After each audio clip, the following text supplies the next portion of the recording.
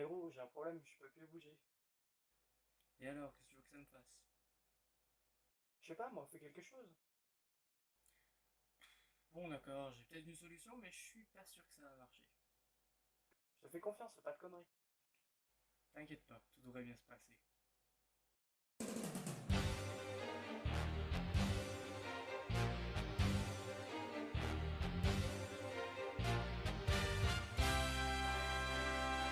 Bonjour, bonsoir et bienvenue. Et aujourd'hui, on va s'occuper de déplacements basiques en 2D. Ça va être très simple, mais je vous conseille de suivre.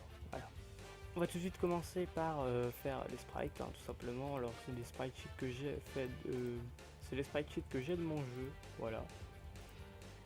Donc, et là, on va éditer les sprites. Alors, on peut faire en automatique, ce qui nous arrange beaucoup.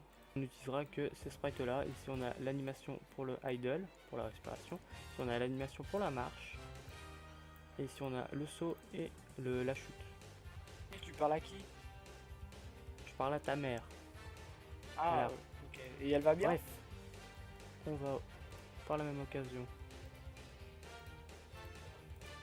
On va par la même occasion créer un 2D game, un 2D game object. On va lui donner une texture de merde. On va l'agrandir. On va lui donner un box collider. Et puis ça ira très bien. Voilà. Donc ça va nous servir de sol. J'avais déjà créé la layer, c'est pas grave. Donc sinon vous mettez add layer et vous rajoutez la layer ground et vous lui ajoutez. Player, on va lui rajouter le tag player. C'est pas forcément utile, mais c'est toujours bien de l'avoir. On va renommer le sol ground. Le player, on va lui donner vite fait une capsule collider qu'on va ajuster. Voilà, on va lui donner aussi un rigid body. On va pas toucher les options du rigid body. Et sur ça, on va pouvoir commencer à créer le script player script tout simplement. Et c'est là-dedans qu'on va voir nos déplacements. Double clic. Ok, donc on va créer quelques petites variables. Tout d'abord, on va créer une public float. Une float, c'est une variable qui va de moins l'infini jusqu'à plus l'infini en passant par toutes les décimales. Ça, on est tranquille. On va l'appeler speed. On va en créer une autre qu'on va appeler jump force. La première variable va gérer la vitesse à l'horizontale et la deuxième variable la vitesse à verticale. On va aussi rajouter quelque chose qui va bien nous aider, un rigid body 2D qu'on va appeler RB. On va mettre RB tout de suite à GameObject.getComponent.rigidBody 2D. Et voilà. En gros, on assigne RB, la valeur RB, à l'objet du jeu, c'est-à-dire cet objet, on va récupérer son rigid body. Alors, tout simplement, on va aller récupérer les inputs qu'on va mettre. Donc, en l'occurrence, on va prendre les clés d'un clavier, tout simplement.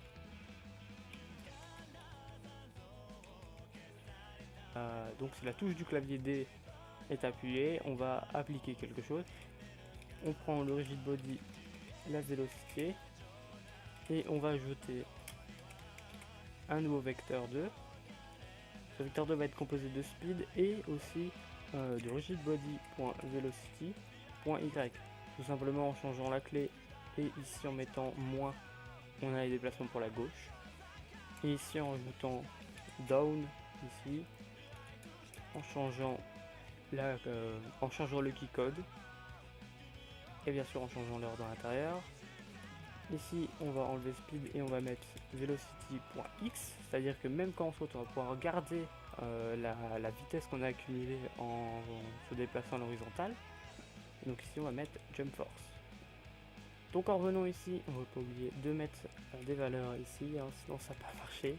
Donc jump force, on va mettre 13 et speed pareil.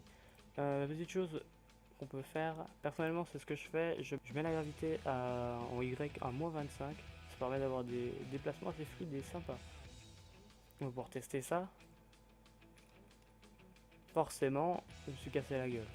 Parce que on va mettre une contrainte ici en Z pour pas qu'on puisse se déplacer sur la rotation. Et là, on peut voir que le personnage se déplace. Par contre, on voit que le personnage glisse. Mais il peut sauter. être tranquille. On va régler donc ce problème de glissement facilement, tout simplement en faisant comme ça. Donc on fait if input.any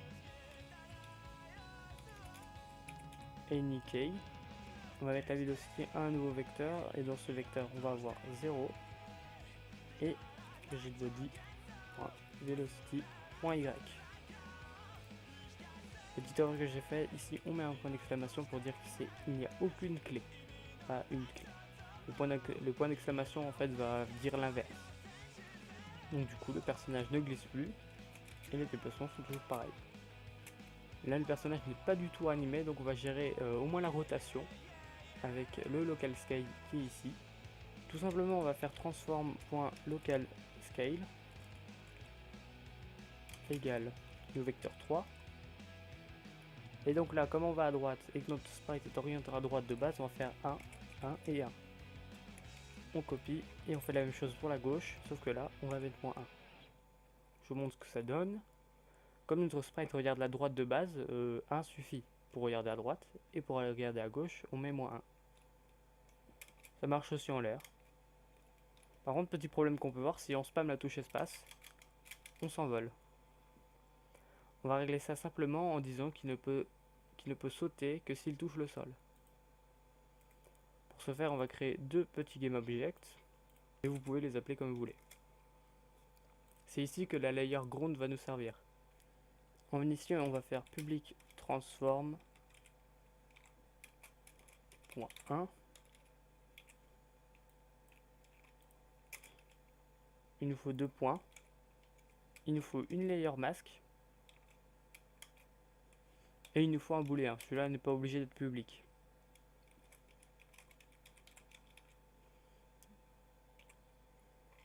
On va donc créer une nouvelle fonction. Void ground is touch. Et donc ici on va prendre notre booléen qui est soit vrai ou soit faux. Et ce que nous allons écrire maintenant va nous permettre de savoir s'il est vrai ou s'il est faux. Donc on fait physique 2D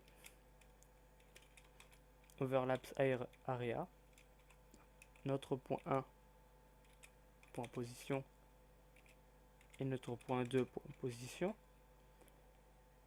On va mettre aussi notre layer mask, donc ground. Et voilà. Et donc ça nous permet de savoir s'il est au sol ou pas. Ici à espace, on va mettre et isCount2. C'est-à-dire que le joueur va pouvoir sauter si la touche espace est appuyée et s'il est au sol.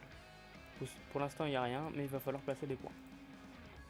Les points sont à la base au milieu et donc on va les mettre vers les pieds, histoire de faire une petite boîte.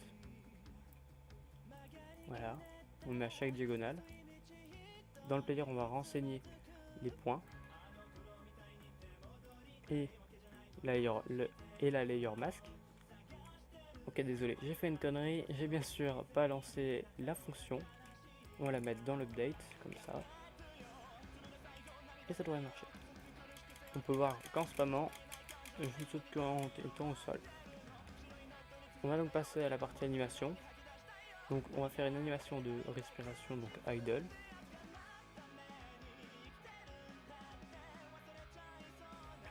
On va créer une autre animation de walk.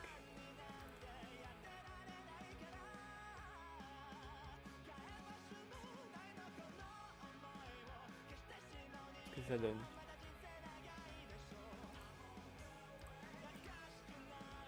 On va créer une animation de saut en mettant uniquement un sprite.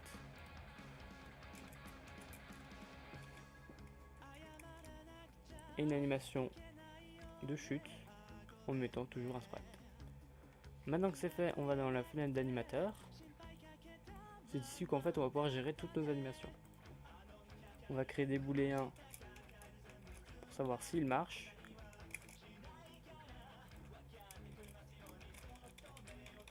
S'il est au sol. Et on va créer int. Donc ici on peut voir que l'idle est déjà de base pas rentré, c'est normal, tant mieux. Ici on va pouvoir faire des transitions entre les animations, donc on lit wall comme ça, et grâce à nos paramètres on va pouvoir gérer ça. Pour des animations fluides je mets aucune transition à chaque fois, si le booléen est vrai, et aussi si il est au sol. Pour arrêter l'animation on va tout simplement mettre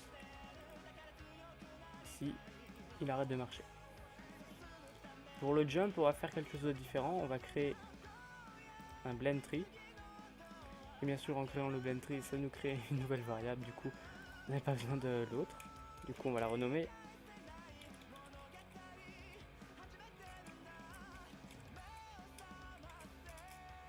Voilà. Celui-là, on va l'appeler jump tree. On peut supprimer ici les deux. Attention, c'est bien ici, pas dans le projet. On relie le jump tree comme ça et on va tout simplement mettre ce qu'on veut là-dedans, c'est-à-dire s'il n'est pas au sol, et il reviendra à la respiration si il est au sol. C'est dans le jump tree qu'on va travailler. On va chercher nos animations qui sont là. En cliquant ici, on va rajouter deux motion fill. On va enlever l'automatic 3 roll. Et ici, on va prendre la jump force. Et on va faire moins jump force ici. Et plus jump force ici. On va mettre fold. Et jump ici. Ici, on va mettre moins 13. Et ici 13. Mais si on lance, on peut voir que rien ne marche pour l'instant, puisqu'il faut relier ça au code. Donc ici on va faire la même chose qu'avec le rigid body, on va créer un animator qu'on va appeler anim. On va relier l'animator à l'objet du joueur.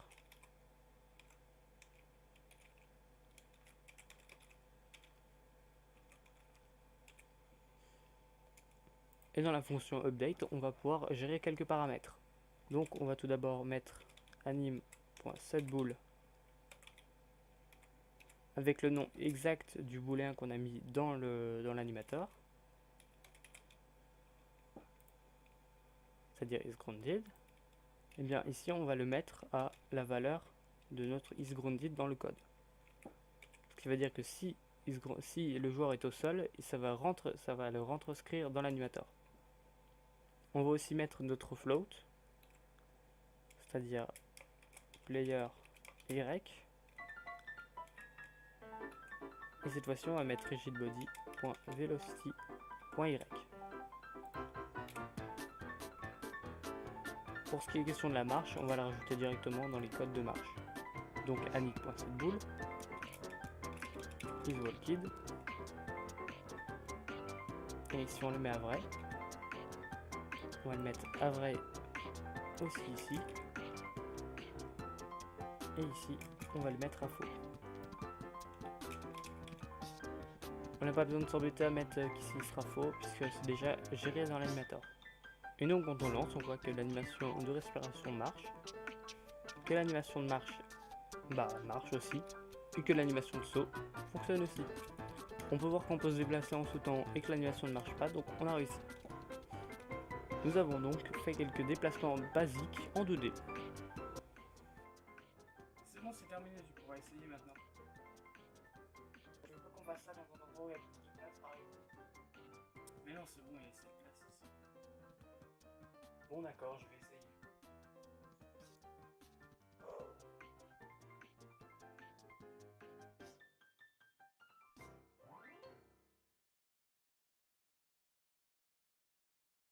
En espérant que cette petite vidéo vous ait plu, je sais même pas si c'est français.